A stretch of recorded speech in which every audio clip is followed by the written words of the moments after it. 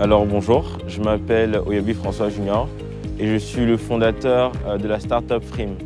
Alors Frime, c'est très simple. C'est une startup qui a pour but de fluidifier les échanges d'argent. On part du principe que les échanges d'argent sont à la fois coûteux et pas assez rapides. D'ailleurs, c'est un fait. Ainsi, Frime, avec sa solution novatrice, vient résoudre ce problème, non seulement pour le continent, mais également pour le reste du monde.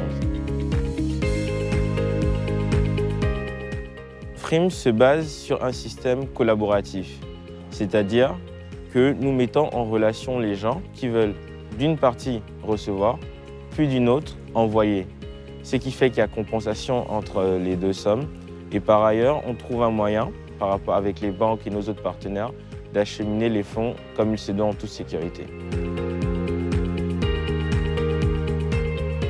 Alors, en ce qui concerne les différentes steps, les différentes étapes que nous avons mises en place pour atteindre nos objectifs, c'est très simple. De base, on se renseigne d'abord si la solution est réalisable.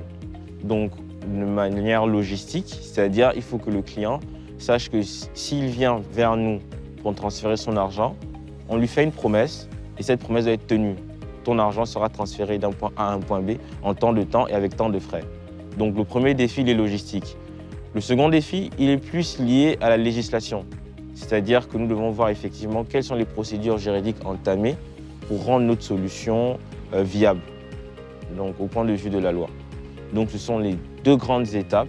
Et ensuite, il y a tout ce qui entoure le projet, le design, comment, quel logo, qu'est-ce qu'il faut faire, comment et tout ça. Mais ça vient après qu'on se soit renseigné, que ce soit d'abord, de prime abord, réalisable.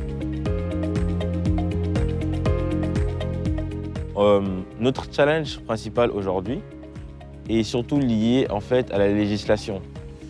Parce qu'en ce qui concerne le transfert ici au Maroc, c'est assez rigide.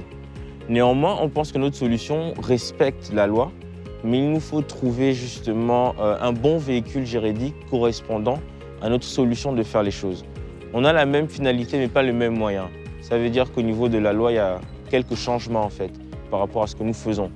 Voilà, donc c'est vraiment ça notre gros défi du moment, trouver un véhicule juridique approprié pour notre activité.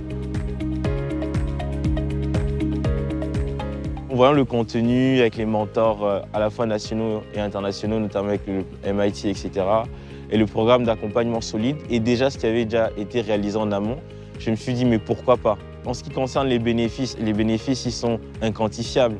Non seulement il y a un accompagnement en termes du mindset entrepreneurial, mais également on te donne de vrais soft skills, c'est-à-dire on t'apprend des vrais outils qui te permettent d'entreprendre.